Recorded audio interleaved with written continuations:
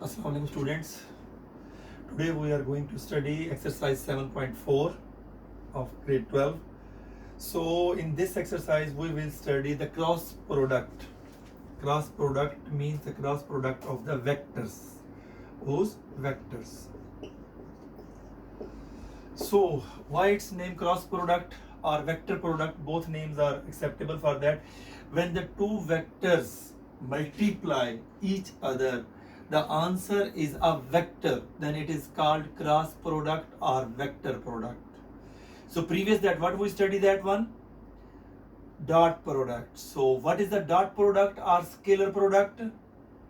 Good. When the two vectors multiply each other, the answer is a scalar number, then it is called scalar product or dot product. So according to definition of the cross product, when two vectors are multiplied like A cross B, A and B are two vectors. So according to definition of the cross product, the magnitude of A, then magnitude of B, and between them two vectors there is an angle is the sine theta. Right? Before that, what do we study that in the dot product? Good. In dot product, what is that? Dot product, that A dot B, so magnitude of A and magnitude of B, so the angle between them is the cos theta. So this is the basic definition of the cross product and the dot product, which I revised that one. So now we are going to solve that question number 1, that is given that the value of A is equal to 2i plus 3j minus k, the value of B is equal to I minus j plus k. We have to find A cross B, then B cross A, then we have to prove that A and B is perpendicular. This is notation of the perpendicular to A cross B and B cross A. So that is the A cross B. How to find A cross B? That is a change of the method from A dot B. Here you will write first A cross B. So the method to find the cross product is that the determinant method, which we have to use already in first year also and also grade 9. So first of all, you will write the first row by the notation like I, J and K. After that, you wrote that A first. So write the coefficient of A first. 2, 1, minus 1.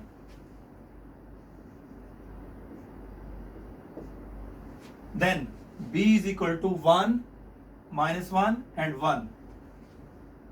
1, minus 1 and 1. Right? So how to solve? The same method which we have already used that in the first year. You write that first related row and column will be cancelled here. Then the second element we will write that the negative sign. You have already knew that how to use the negative sign. Then after that the third element again sign plus, and we will fill this determinant. How to fill this determinant? That I, when you are taking I, then the related column and row will be cancelled. I will mention it here. This and this will be cancelled. So what is remaining? That 1, minus 1, minus 1 and 1. We will write it here. 1, minus 1 and minus 1 and 1. I remove that one. So like this. So in simple, you can keep in your mind, because first row you have already written that one. First row will be cancelled when you will be fill the first determinant, then miss the first column. When you will write the second determinant, skip the second column, because first row we have already written that, no need to write. So 2, 1 and minus 1, 1. When you will write the third determinant, skip the third column. So what is remaining? That 2, 1 and 1 minus 1. Right? After that, how to take determinant? You already knew that one. I remain will same. First you have to multiply the main diagonal. So 1 into 1, 1, that is the negative sign of the formula. Okay? Then minus 1 into minus 1, the second diagonal. Second diagonal. So main diagonal and second diagonal. So minus 1 into 1, the answer is 1. Bracket close. So minus j, that is a rough process. So 2 into 1, 2, negative sign of the formula. Then what is 1 into minus 1? Minus 1. Right? Good. That plus k. 2 into minus 1. First we have to multiply the main diagonal. So minus 2, this minus of the formula. So 1 into 1. 1. More simplify. That 1 into minus 1. 1 minus 1. 0i. 2 minus minus plus. What is the answer? That 3. So minus 3j and minus 3k. That is the answer of A cross B. You can see that that is a vector. That's why I told when the two vectors multiply each other, the answer is a vector. Such a vector is called cross product or vector product. So here we have to find B cross A. B cross A is the method is the same. You can use that one. First write the B, then A, then you can find B cross A directly. But here we have already finding A cross B. So with the help of A cross B, we can find B cross A in a easy way. How? Let me explain. Sorry, board was not covering before that one. That's why now board is covering complete.